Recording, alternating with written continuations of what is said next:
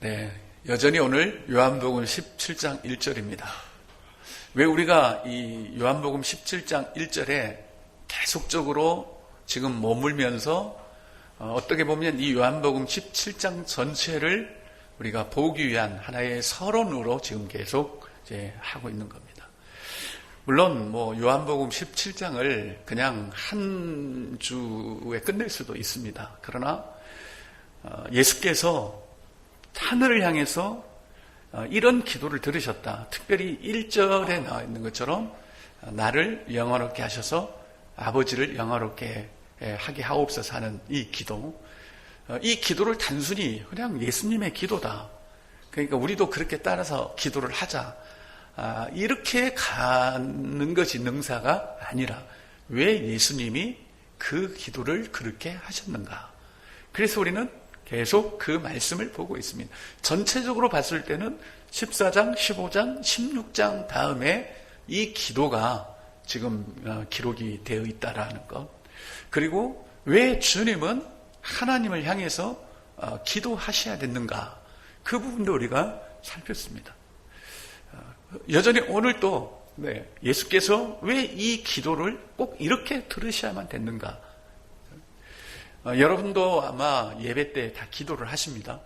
왜 그런 기도를 합니까? 여러분들은 내가 어떤 기도문을 준비를 하고 그 기도를 올려드릴 때는 분명히 뭔가 마음이 있다는 말입니다. 그냥 듣기 좋으라고 그렇게 어떤 문구를 나열하는 게 아니라 분명히 내 안에 있는 마음을 또 이렇게 표현하는 것이고, 그런 것이기 때문에 예수께서 이 기도를 들으셨을 때 그 기도문 안에 우리 주님의 마음이 분명히 나타나 있고, 또 이 땅에 오신 예수 그리스도께서 하나님을 향한, 즉 우리로 치면은 어떤 예수님의 믿음, 예수님의 신앙, 이런 걸 우리가 여기서 볼 수가 있다라고 하는 것입니다. 그래서 이걸 보고 우리가 요한복음 17장 전체를 이해를 해야 이게 그냥 아주 그 강력한 하나님의 생명의 말씀으로 들어오지, 그냥 17장 전체 내용을 우리가 파악하는 것은 아니에요. 항상 주님의 마음, 왜 주님은 그렇게 하셨는가. 그래야 우리의 신앙을 이제 이끌어가고 또 우리의 신앙을 세워가는 그런 어떤 그 생명이 될 수가 있습니다. 이 내용이 우리의 신앙이 될 수는 없습니다. 솔직하게. 그건 구약에서 이미 증거가 되었습니다.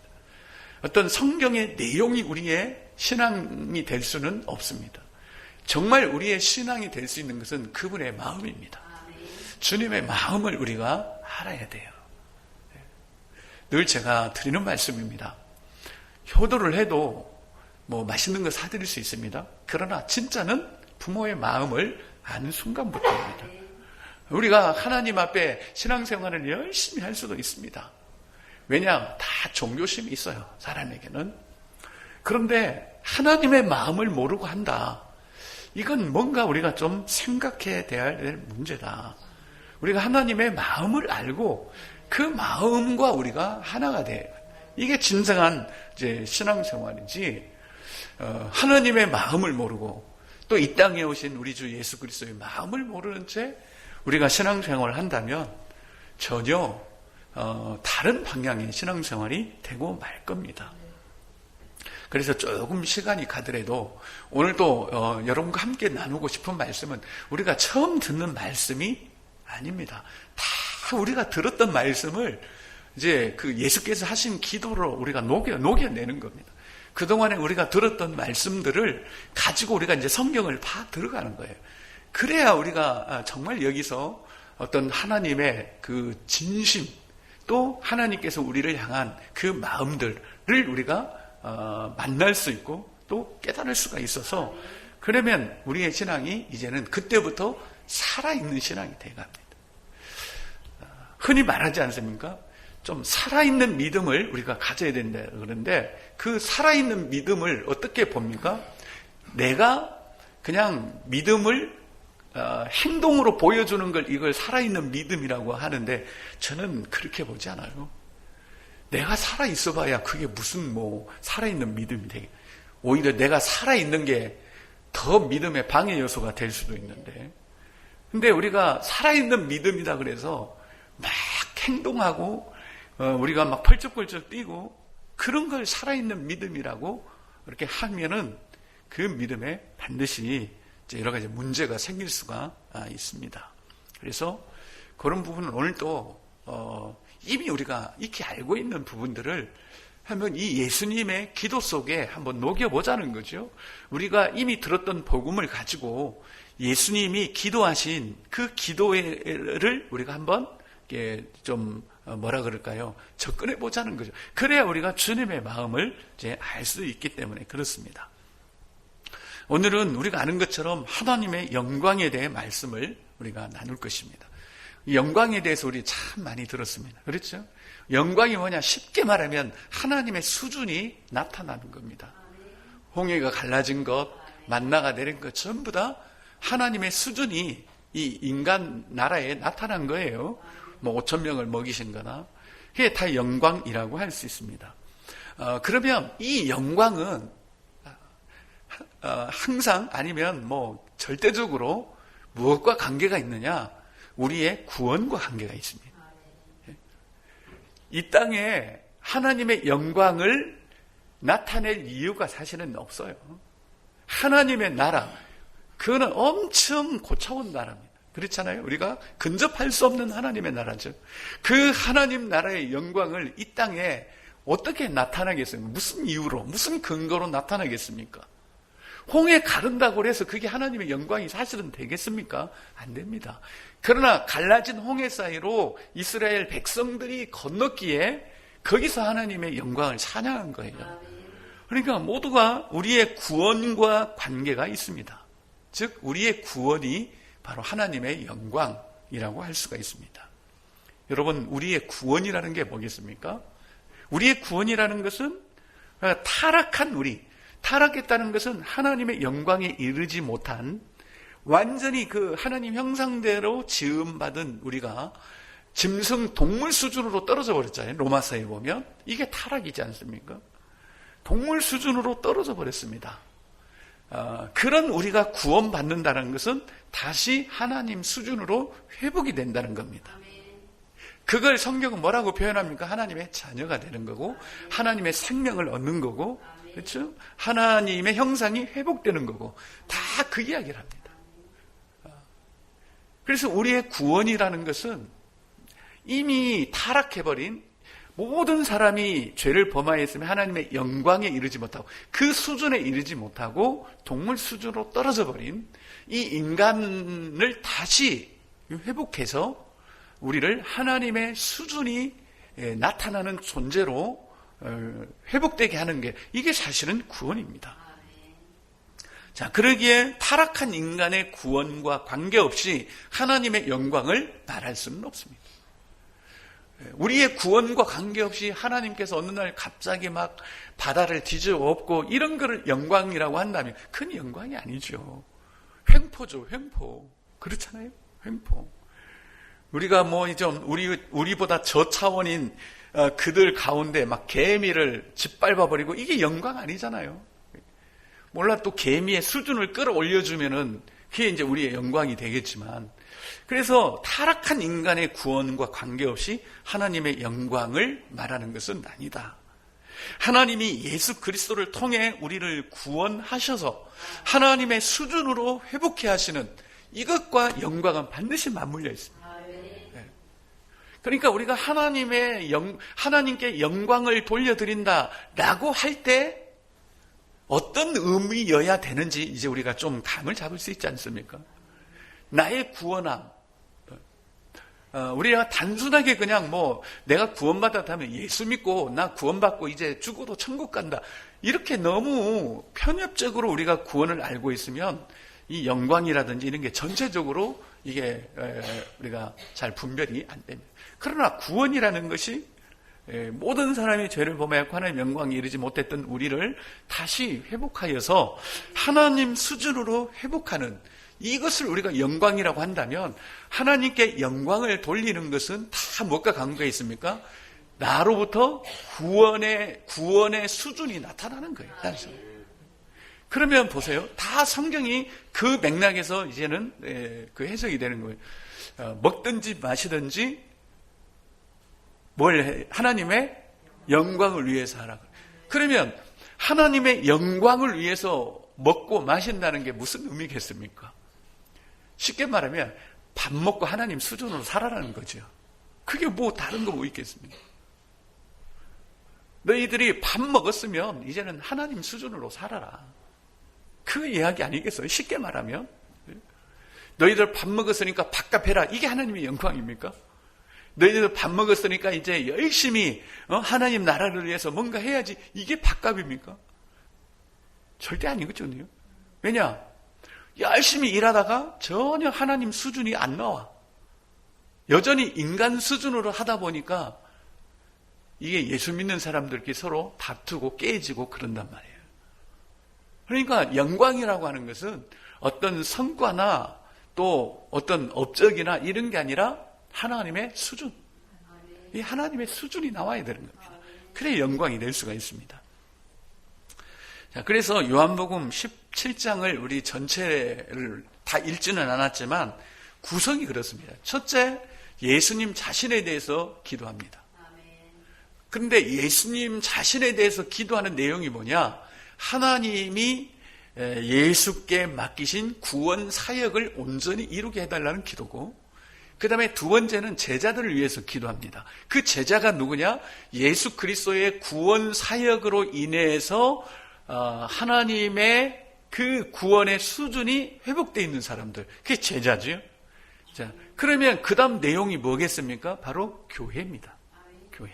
교회에 대한 기도를 예수님이 하고 있는데, 이 세 개 다 공통점이 있습니다. 그러니까 예수님의 구원 사역과 제자들과 교회, 이 다 그 공통점이 있는데, 예수님께서 기도하는 내용을 쫙 보면, 그러니까 자신을 위해서 기도할 때도 요거 하나 들어가고, 제자들을 위해서 기도할 때도 요거 들어가고, 또 교회를 위해서 기도할 때도 요거 딱 들어가요. 그게 뭐냐?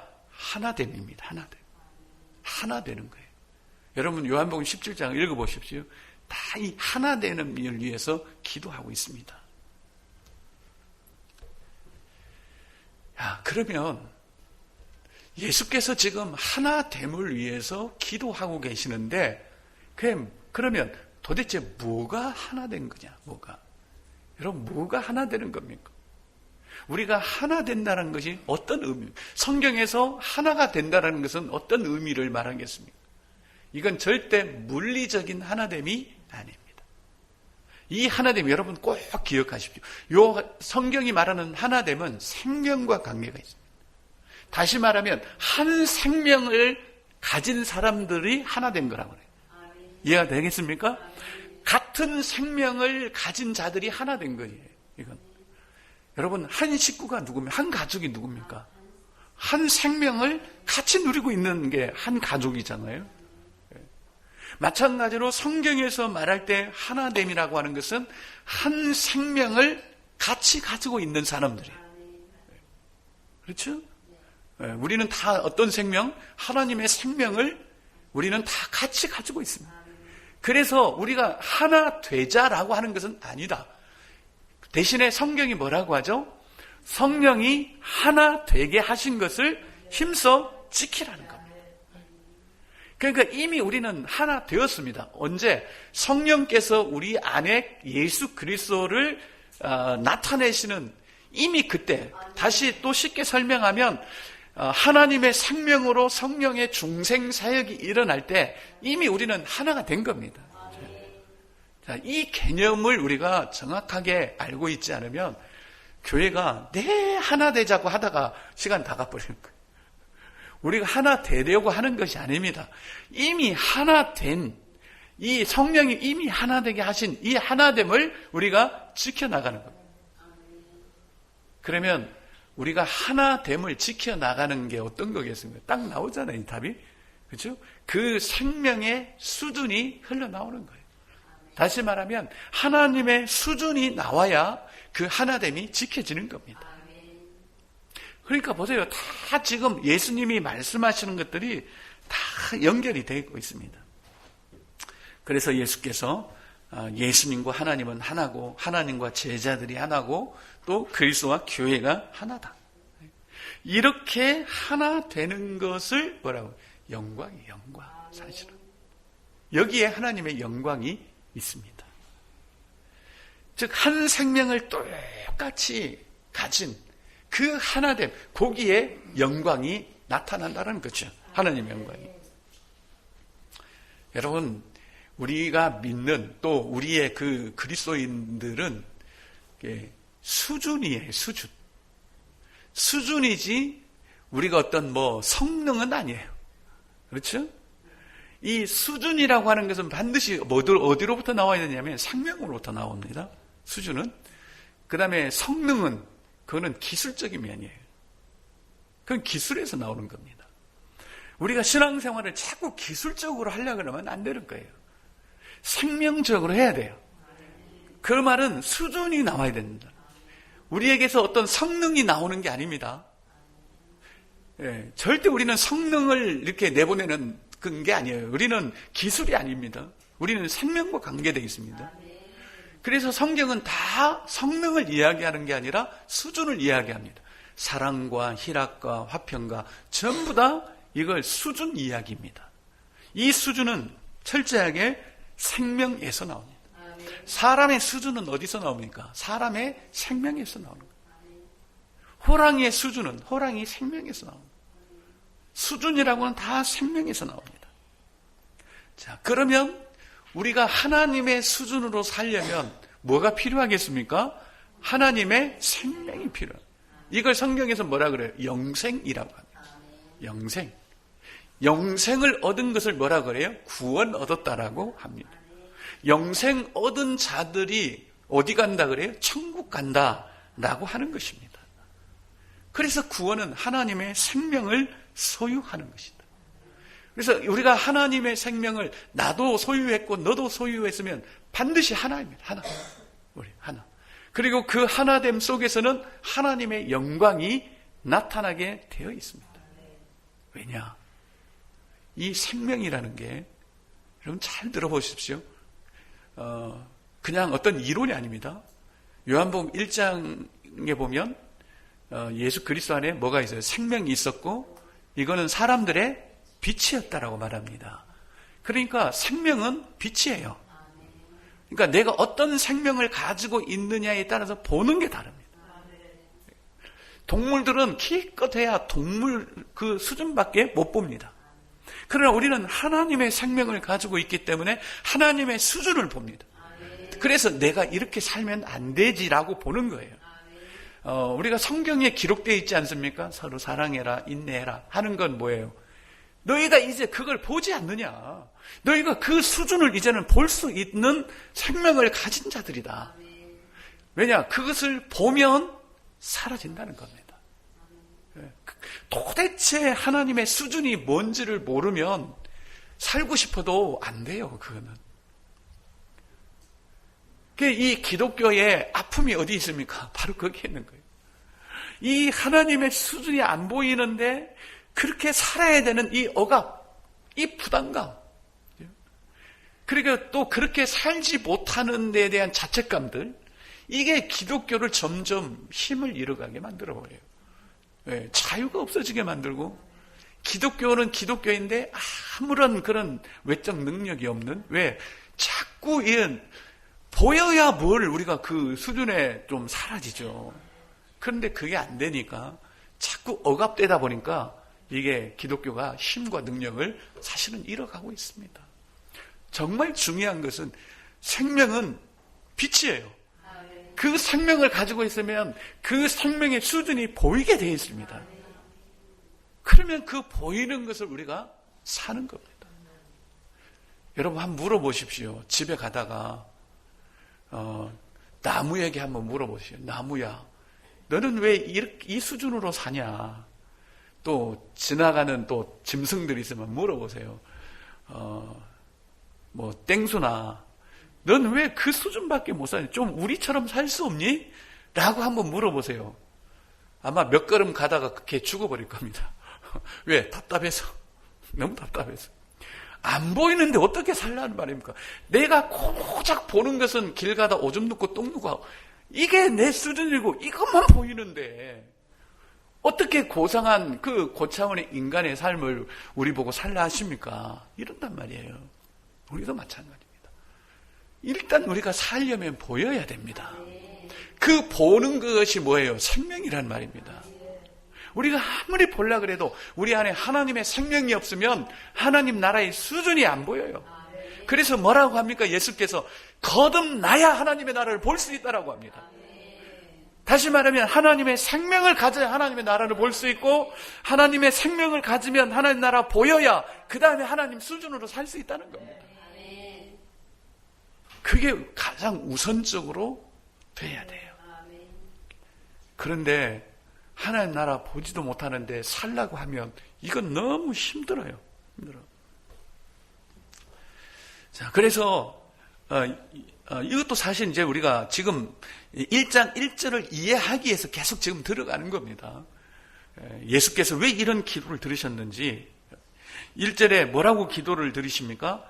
아들을 영화롭게 하사 아들로 아버지를 영화롭게 하옵소서. 아들을 영화롭게 하셔서 아들로 아버지를 영화롭게 하옵소서. 다시 말하면 영화롭다는 것은 영광이란 말이죠. 같은 의미입니다. 예수께서 오로지 하나의 소원이 있다면 뭐였습니까? 하나님의 영광입니다. 하나님의 영광. 그러면 예수께서 과연 무엇으로 하나님을 영화롭게 할 것인가? 어떻게 해야 예수께서 하나님을 영화롭게 할 것인가? 다른 거 없습니다. 타락한 죄인을 구원하여서 하나님의 수준이 나타나도록 하는 것이 하나님을 영화롭게 하는 것입니다. 그러니까 예수께서 하나님을 영화롭게 하는 게 한 가지 유일한 소원이고, 예수께서 늘 그 말씀을 하셨습니다.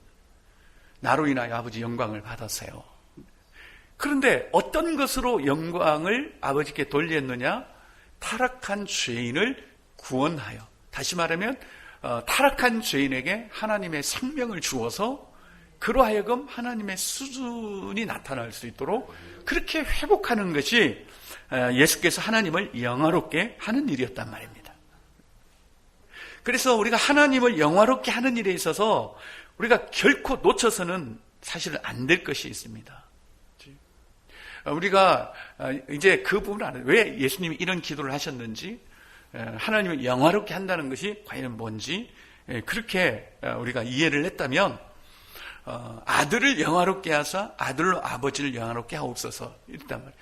무조건 내가 하나님을 영화롭게 해주세요가 아니라 아버지께서 나를 먼저 영화롭게 해주세요.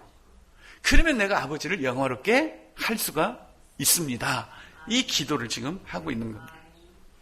여러분, 이 기도가 짤막하지만 저는 여기에 굉장한 그런 우리 이 신앙의 원리가 들어있다라고 봅니다. 우리가 이 말씀을 우리가 정확하게 깨닫는다면 저는 참 우리가 자유할 거라고 저는 그렇게 또 믿고 생각을 합니다. 이걸 저는 그렇게 이름을 붙이라면 그렇게 붙이고 싶어요. 복음의 객관성이다. 이건 객관적 복음이다. 저는 이렇게 말씀을 드리고 싶습니다. 이게 어디에 있는 용어인지는 모르겠어요. 어쨌든 제가 이 구절을 볼 때는 이건 복음의 객관성이라고 저는 이름을 붙일 수밖에 없습니다. 왜 그런가 하면 예수께서 먼저 아들을 영화롭게 하사라고 기도를 하십니다. 내가 하나님을 영화롭게 하는 그런 신앙 복음이 아니라 철저하게 나와는 관계없이 하나님이 나를 영화롭게 하셨기 때문에 내가 하나님을 영화롭게 한다라고 하는 바로 이 복음, 이 믿음, 이 신앙입니다. 이건 자기 주관적인 믿음이 아니라 철저하게 하나님 그분으로부터 오는 객관적인 믿음이요, 객관적인 복음이라고 그렇게 우리는 말할 수가 있습니다. 예수께서 하나님을 영화롭게 하시지만 하나님이 먼저 예수님을 영화롭게 하시고 난 이후에 이제 하나님을 영화롭게 한다. 그러니까 하나님을 영화롭게 하고 하나님의 영광을 위하는 일에 절대 자기 주관이 들어갈 수가 없다라는 거죠. 그래서 이제 이 객관적인 복음의 객관성이다. 복음은 절대 객관적이어야 됩니다. 내 거 점이라도 하나 찍으면 이건 복음의 주관적 복음이 되어버립니다.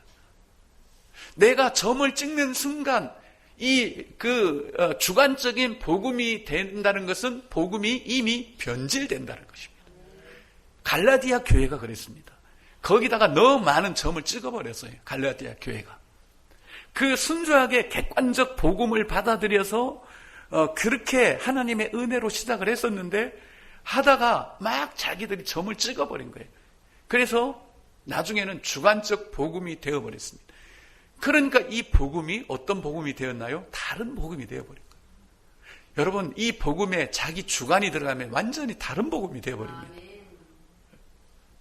복음은 그야말로 객관적이어야 됩니다.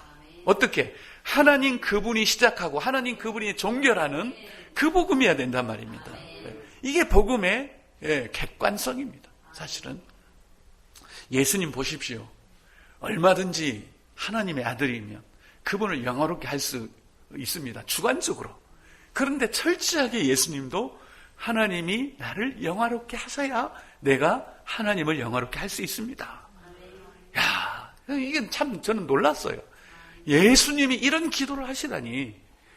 야, 이게 우리의 신앙에서 많은 그런 어려움이 되고 또 우리가 예수를 믿지만 자유할 수 없는 그런 이유 중에 하나이겠다. 이 복음을 우리가 객관적으로 받아들이면 얼마나 자유하겠습니까? 내가 점을 찍어야 되는 복음이 아니라 하나님이 처음부터 마지막까지 완벽하게 준비하신 복음. 그 부족함이 하나도 없는 그 완전하고 영원한 그 복음. 이걸 복음 그대로 우리가 객관적으로 받아들인다. 이것만큼 자유한 게 어디 있습니까? 그 객관적인 복음 안에서 우리는 죄책감을 느낄 이유가 없고 우리의 어떤 그런 부담감을 느낄 필요가 없고 그 복음 때문에 우리가 수고하고 무거운 짐을 질 이유가 없다는 거죠. 그냥 우리는 그리스도 안에 들어가서 안식을 누리고 쉼을 누리면 돼요. 그런데 지금 보세요. 전부 다 복음과 신앙과 믿음이 주관화가 되어버렸습니다. 주관화되어 있습니다. 그러면 어떻습니까? 그 주관성에서 나오는 믿음과 신앙은요, 항상 흔들리게 되어 있습니다. 이건 요동칠 수밖에 없어요. 왜요? 그 주관이라는 것이 완전하지 않지 않습니까? 우리의 주관이 완전합니까? 절대 안 완전합니다. 우리의 주관이라는 것은요, 지나가다가 잘 익은 토마토 하나만 봐도 헷갈리는 거예요. 우리의 주관이라는 게. 길 가다가 100원짜리 동전 하나만 떨어져 있어도 내 주관은 휘청휘청 거리는 거예요. 저걸 주워야 되나 말아야 되나 아니면 저희 체면 때문에 못 줍고 요즘 잘 안 줍죠? 100원짜리 떨어져 있어도. 그런데 갈등을 한단 말입니다. 이게 우리의 주관인데 이 주관적인 점을 이 복음에다가 찍어 놓으면 그리고 거기서 나오는 우리의 신앙생활은 과연 어떻겠냐는 거죠. 그러니 오늘날의 이 기독교 신앙이 그렇게 요동이 맞는 거예요. 결국 이 사람의 주관과 이 사람의 주관이 만나면 싸울 수밖에 없는 겁니다. 왜요? 절대 인간 주관은 통일성이 될 수가 없습니다. 오직 하나님, 오직 그리스도만이 통일이십니다. 그래서 종국에는 예수 그리스도 안에서 모든 만물을 통일하려고 해요. 그 통일 안에는 전쟁도 없고 싸움도 없고 다툼도 없고 차별도 없고 높낮이도 없고 모두가 다 공의하고 또 모두가 다 평등하고 그런 거예요. 근데 우리의 주관을 자꾸 우리의 신앙에다가 투여를 하고 내 주관에 의해서 신앙이 만들어지잖아요. 이건 이럴 거야 하고 내가 받아들인 게 이게 믿음이 되어버리고 기도는 이렇게 해야 맞는 거야. 내 주관을 거기다가 넣어서 그게 어느새 내 신앙이 되어버리고 다른 사람의 주관성을 그것으로 또 판단해버리고 또 비판하고 이게 전부 다 지금 문제가 되어 있다는 거예요. 이렇게 주관적 복음을 가진 자, 주관적 믿음을 가진 자는 솔직하게 말하면 은혜 받기가 어렵습니다. 이건 객관적으로 볼 때. 그런데 반대로 주관적 복음을 가지고 주관적인 믿음을 가진 자는 은혜를 받으면 엄청 받습니다. 그런데 냉정하게 따지면 그건 은혜 받아야 될 게 아닌데 은혜를 받는 거예요, 이게. 이해가 되겠습니까? 전혀 그거는 은혜 받을 게 아닌데 은혜를 받는 거예요. 그러다 보면 어떻습니까? 이제 2단에 빠지고 막 3단에 빠지고 그러는 겁니다. 하나님의 아들이신 예수께서 철저하게 이 객관적 복음과 믿음이었다면 우리는 어떻겠습니까? 심지어 예수님께서는 어떻습니까? 그 앞에 뭐라 그러지? 아버지여 때가 이르렀사오니. 이 시간마저도 절대 주관적 시간을 움직이지 않습니다. 아버지, 이제 아버지의 때가 이르렀습니다. 그러니까 나를 영화롭게 해주세요. 즉 타락한 죄인을 구원하는 이 사역을 할 수 있도록 주님 나를 사용해 주세요. 그래야 내가 아버지를 영화롭게 합니다. 어떻게? 이 타락한 죄인들에게 생명을 넣어서 하나님 수준으로 회복하여서 하나님을 영화롭게 합니다. 그러나 그 시간마저도 객관적 시간에서 움직이는 거예요. 우리는 막 급하면 그냥 후닥닥 하고 말아버리죠. 예수님은 철저하게 하나님의 객관성 있는 시간 안에서 움직여갔습니다. 절대 자기 주관 개념으로 주관적 시간으로 움직인 법이 없었습니다. 자, 이만큼 예수님은 철저하게 했고 이게 예수님의 마음이었고 이게 예수님의 믿음이었고 신앙이었습니다. 그래서 17장 1절에 나와 있는 이 예수님의 기도를 단지 우리가 그 기도의 내용만을 예수님이 이렇게 막 하나님을 영화롭게 하는 기도를 드렸다라고 넘어갈 사안이 아니라 왜 그렇게 하셨는지. 여러분 창세기 1장을 기억해 봅시다. 성경 전체가 하나님으로부터 시작합니다. 태초에 하나님이 이게 모든 성경의 출발점입니다. 모든 성경에 기록된 모든 역사, 모든 기적, 모든 사건들 전부 다 하나님으로부터 시작되는 거예요. 이 세상은 하나님을 출발점으로 삼아야 하고 하나님을 결론 삼아야 됩니다. 그렇다면 우리도 그렇겠죠. 철저하게 하나님의 객관적인 시간과 객관적 복음에 의해서 우리가 움직여가는 겁니다. 이걸 자꾸만 역행하려고 하는 것이 뭐죠? 인간적인 프로그램들입니다. 어떤 인간의 그 고도화된 프로그램에 의해서 하나님이 영광스럽게 하려는 것들을 이루려고 하는 게 사실은 그런 것들입니다. 타락한 인간을 구원하는 일은 오직 하나님으로부터 시작되고 하나님이 친히 하시는 일입니다. 그래서 예수께서 이 기도를 들으신 겁니다. 그래서 우리의 기독교 신앙은 먼저 어떤 프로그램이 아니라 하나님이 하실 수 있는 토양을 우리가 갖춰야 돼요. 그분이 운행하실 수 있는, 창세기의 그 창조 때 하나님의 영이 운행하고 계셨다라는 것처럼 그게 하나님이 하실 수 있는 토양을 이미 다 만드는 겁니다. 우리가 그 일에 우리는 전념해야 됩니다. 사실은 우리가 하는 일을 가지고 하나님을 영화롭게 하려는 마음은 우리가 빨리 내려놓는 게 좋습니다. 하나님을 영화롭게 하는 일은 오직 하나님이 우리를 영화롭게 하실 때 우리가 하나님을 영화롭게 할 수가 있다는 말씀입니다. 예수님은 이 사실을 분명히 알았습니다. 그래서 그 기도를 들으신 거죠. 우리가 잘 아는 로마서 6장 23절 말씀입니다. 죄의 삭은 사망이요 하나님의 은사는 그리스도 예수 우리 주 안에 있는 영생이니라. 이 말씀을 하고 있습니다. 죄의 삭은 사망이다. 이건 우리입니다. 우리. 여기서 뭐가 나오겠습니까? 안 나오죠? 그래서 하나님의 은사는 우리 주 예수 그리스도 안에 있는 영생이다라고 말씀합니다. 요게 이 로마서 6장 23절 말씀이 어찌 보면 오늘 17장 1절을 빛을 비춰주는 그런 말씀일 수가 있습니다. 그런데 정리해보면 그렇습니다. 왜 예수께서 이 기도를 들으셨느냐? 14, 15, 16장을 통해서 완전한 우리의 구원을 이제 이루시려고 그렇게 다 하신 겁니다. 그러나 그 일은 오직 하나님의 주권적인 사역에 달려있기 때문에 그분께 이제 기도를 하는데 먼저 하나님을 영화롭게 해달라. 그래서 영광이라고 하는 것은 그분의 어떤 수준으로 회복이 되는데 수준은 어디서 나온다고요? 생명에서 나온다. 그래서 필연적으로 우리 안에 하나님의 생명을 주셔야만 되는 겁니다. 그런데 그 생명이 예수 그리스도 안에 있었고 그래서 우리가 예수를 영접하면 이미 그 영생을 소유한 자요. 그리고 이 생명은 사람들의 빛이기 때문에 이 생명을 가진 자는 하나님 나라를 볼 수 있는 이 빛이 주어져. 그래서 거듭나지 않으면 하나님 나라를 볼 수 없다라고 말씀을 하셨고 하나님 나라를 본 자를 통해서 하나님의 수준이 나오기 시작하는 거죠.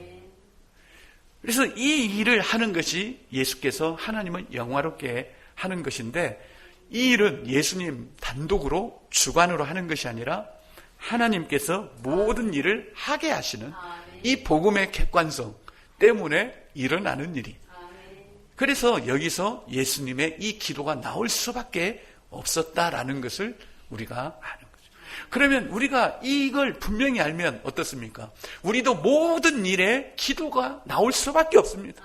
이 복음의 객관성을 가지면 모든 일에 기도가 나올 수밖에 없고 모든 일에 감사가 나올 수밖에 없고 모든 일에 그분을 기다릴 수밖에 없고 모든 일에 그분으로 인하여 우리가 기뻐할 수밖에 없습니다. 그게 이 요한복음 17장 1절에 나타나 있는 겁니다. 여기 안 되기 때문에 그렇게 예수 믿는 그 신앙과 믿음이 많은 수고와 무거운 짐을 지게 되는 그런 정말 안타까운 그런 일에 빠지게 되는 겁니다. 그래서 요한복음 10장 전체를 우리가 보기 전에 이 서론적인 부분을 하는 게 너무 우리가 참 중요한 문제이고 이건 우리가 이미 다 들어왔던 말씀들이 아닙니까? 생명, 영생, 영광, 수준 이거 다 우리가 이미 들었던 말씀입니다. 근데 이런 우리가 복음 메시지를 가지고 이제 성경을 이렇게 봐 들어가는 거죠. 그랬을 때 여기에서 우리는 주님을 만날 수 있고 그 예수님의 마음과 그분의 신앙과 그분의 행하신 일들에 대해서 분명한 아버지의 마음을 우리가 알 수 있기 때문에 우리에게는 이 말씀이 생명의 말씀이 되는 겁니다. 어쨌든 이런 예수 그리스도의 사역이 이미 우리에게 이루어졌고 우리는 봅니다. 그래서 우리 안에 하나님의 생명이 있기 때문에 하나님 나라 수준을 우리가 봅니다. 그러기에 우리는 내가 이렇게 살면 안 되지라고 생각을 할 수가 있는 거고 또 어떤 살지 못했을 때는 그런 안타까움이 있는 거예요.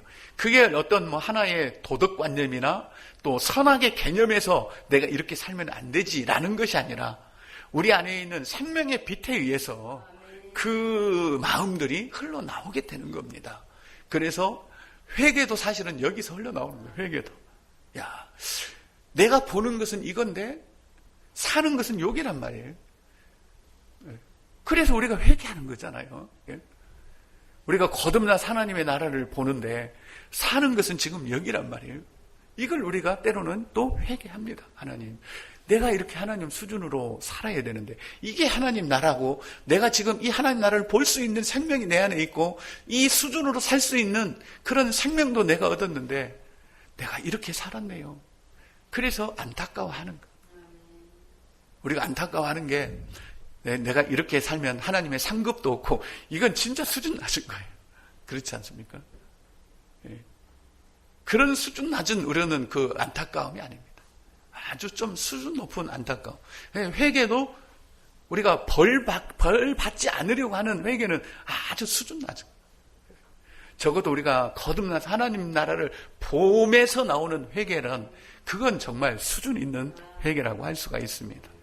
저와 여러분 안에서 이 생명이 점점 풍성해지면 더 많은, 더 높은 것을 보게 되고 그것을 우리가 봄으로 인해서 또 우리가 살아가는 그런 하나님의 수준이 나오는 이런 영광스러운 삶이 저와 여러분을 통해서 이루어지기를 축복합니다.